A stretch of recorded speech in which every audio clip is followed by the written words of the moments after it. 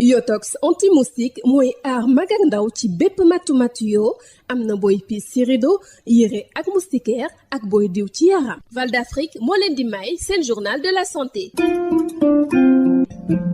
dal leen ak jàmm. ci wàllum tux mi fii ci Sénégal li ñu gis nag moo di limub jigéen ñi nga xamante ni dañuy tux mu ngi gën di yokku googee tux nag mën leen a jural lu bëree ci ay gàllankoor ci wàllum wér-gu-yaram mu bokk si ñàkk mën a jur wala sax yenn ci ay cancer ci wàllum poumon bi moo tax acteurs yi tey di yeete jëmle ci jafe-jafe yi nga xamante ni pon si mën na ko jural jigéen ñi ñu teewlu docteur Aminata Diop di conseiller technique chargé de la prévention et de la promotion de la santé ca ministère de la santé. seetlu ne les tendances dafa changé maanaam jigéen ñi commencé nañ tox ñun waa ministère de la santé que tox bi mën na leen jural lu métti mën na leen jural lu bëri lu ci mel ni ñàkk am doom lu ci mel ni stérilité mais également cancer du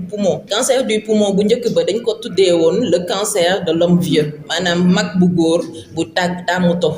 actuellement ci àdduna bi cancer du poumon mooy le premier cancer buy rey ci àdduna bi ba mu daj chez l'homme comme chez la femme te bu njëkk ba jigéen ñi c'était plus les cancers gynécologiques donc évolution boobu noonu am il faut que jigéen ñi xam ko hormones yi nekk yaramu jigéen na xam ne dafay gën a pousser même cigarette bi di leen lor il faut que jigéen ñi xam ko te loolu suñu rôle la ñun ñoo leen war a déjà xamal à travers suñu services yi ñu am comme le service national de l'éducation et d'information sanitaire et sociale à travers les journalistes ci yéen lañ mën a basé wu pour xamal leen information yooyu mais également mettre en place ay unités de sevrage mettre en place la disponibilité des substituts nicotiniques pour jox leen li ñu soxla yépp pour ñu mën a wér ak également ñu bañ a dugg ci cigarette non seulement ñu ngi ci weeru jigéen ñi mais man en tant que conseiller technique chargé de la prévention promotion de la santé ci cabinet bi jigéen la donc jigéen ñi su ma sañoon jigéen ñi ñoom ñooy population bi jigéen bi su fekkee dafa feebar lu ci ëpp day lor famille bi parce que jigéen su exposé ci cigarette day lor doomam ndax doom dafa mën a tax jigéen ndax xale poumon day màgg ak moom ba muy am ay 10-11 ans donc soo nekkee ci kër gi di tox yaa ngi lor sa doom yaa ngi lor sa borom kër peut-être su toxul yaa ngi lor kër gi yëpp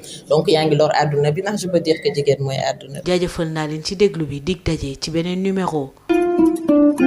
Yotox anti-moustique mooy aar mag ak ndaw ci bépp matu-matu yoo am na booy piis ci rido yére ak moustiquaire ak booy diw ci yaram. Val d'Afrique moo leen doon may seen journal de la santé. Yotox anti-moustique pour le corps, les vêtements, les rideaux et draps vous protège contre les moustiques chez l'adulte et l'enfant. Val d'Afrique vous offre votre journal de la santé. Bonjour, tabagisme au Sénégal, de plus en plus de femmes fument, un acte lourd de conséquences puisque plusieurs maladies découlent de ce tabagisme, notamment la stérilité, l'infertilité et même le cancer du poumon, entre autres. Les acteurs plaident pour la sensibilisation sur les méfaits du tabac chez la femme. Écoutons le docteur Aminata Diop, conseiller technique chargé de la prévention et de la promotion de la santé au ministère de la Santé. Les tendances évoluent, il faut savoir que actuellement il y a les femmes qui fument et qui augmentent de plus en plus. C'est à nous, le ministère de la Santé, déjà de fournir les informations nécessaires pour qu'elles soient au courant des dangers, des méfaits même du tabagisme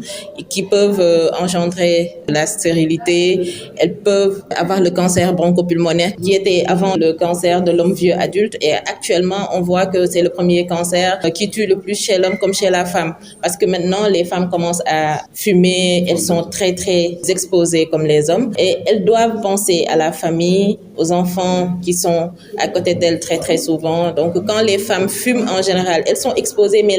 toute la famille est très exposée. On espère vraiment qu'on pourra mettre en place des unités de sevrage qui vont les aider à arrêter, de subventionner les substituts nicotiniques également pour les aider au sevrage et également leur donner assez d'informations et à travers nos services comme le SNES, le service national d'éducation et d'information sanitaire ou des journalistes en santé. Merci de nous avoir suivis. Rendez-vous est pris pour un nouveau numéro.